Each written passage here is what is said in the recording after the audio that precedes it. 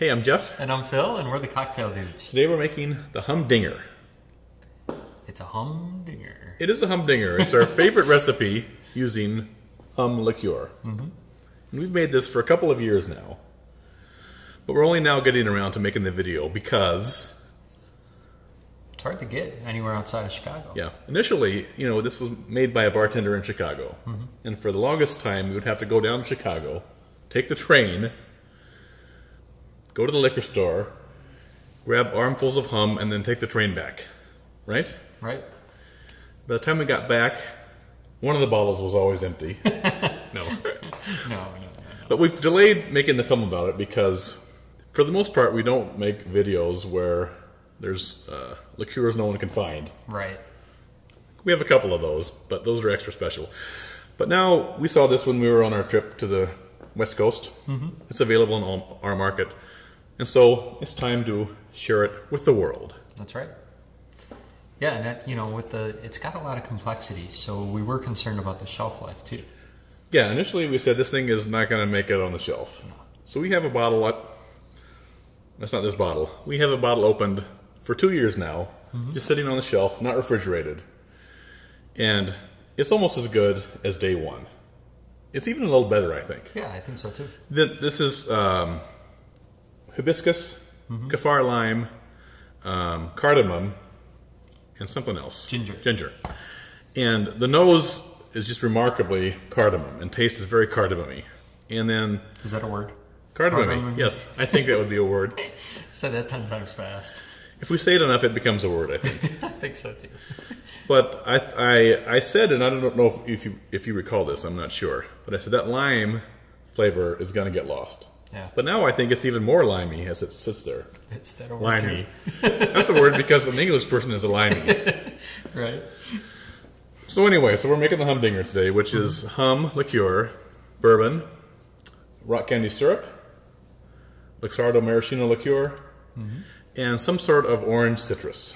We're using blood oranges. That's our favorite, but as they're only in season half of the year or a little less, you can use any sort of citrus. If you don't have blood orange, tangerine, some thin-skinned citrus, orangey citrus would work. Mineola. They have all these kinds. They're all essentially the same thing. They look exactly the same, but they're called different things. Right. Clementines. Whatever. All those will work. All right? Yep. Anything else we need to say about this before we start making it? Well, I think we like the blood orange the best because of the presentation. You get that red color from the orange, and then the pulp, it kind of... it gives a good, kind of floats in there. It kind of gives it a good... Yeah, because the drink is dark, and then you see the dark little citrus specks floating through there. Yeah, it's kind of hypnotic. It's like taking one of those snow globes and going like that. Whenever I see one of those, I just go into a trance.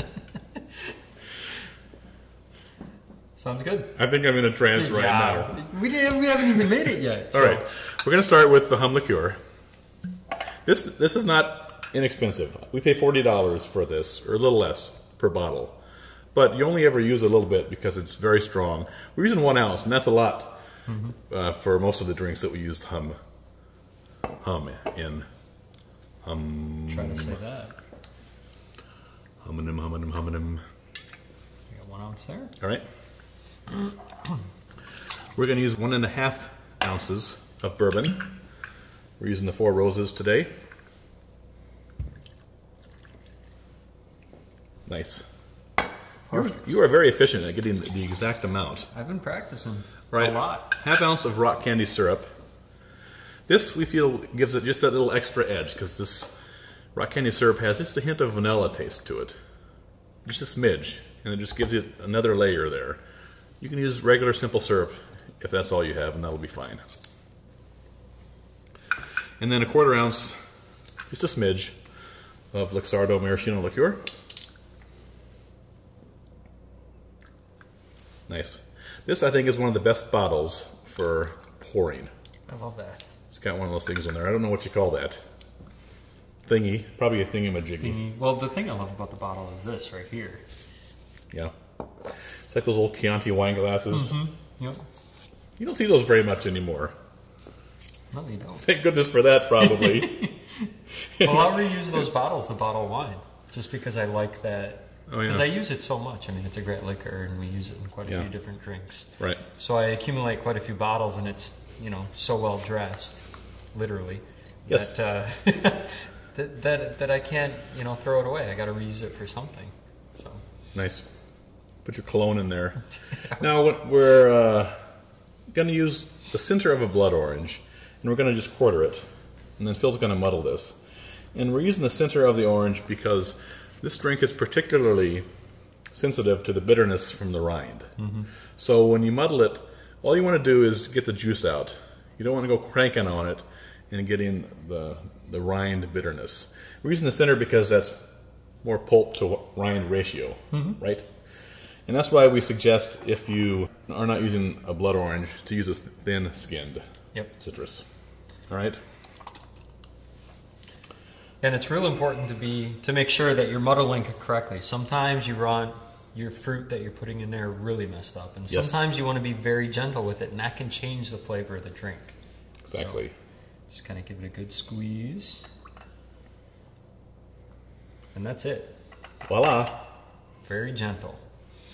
All right. We're going to add some ice. Shake this puppy up.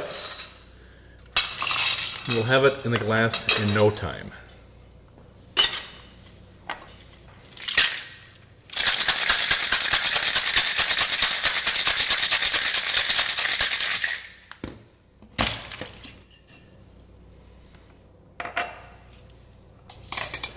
You can serve this over ice. We prefer it just straight up, nice and chilled. We are going to put in a couple of olives, however. And we like the olives because the kind of the salty brininess is a great contrast to the perfuminess, fruitiness of the drink. So here's your HumDinger. Enjoy. Does that get you all hypnotized? Oh. Cheers.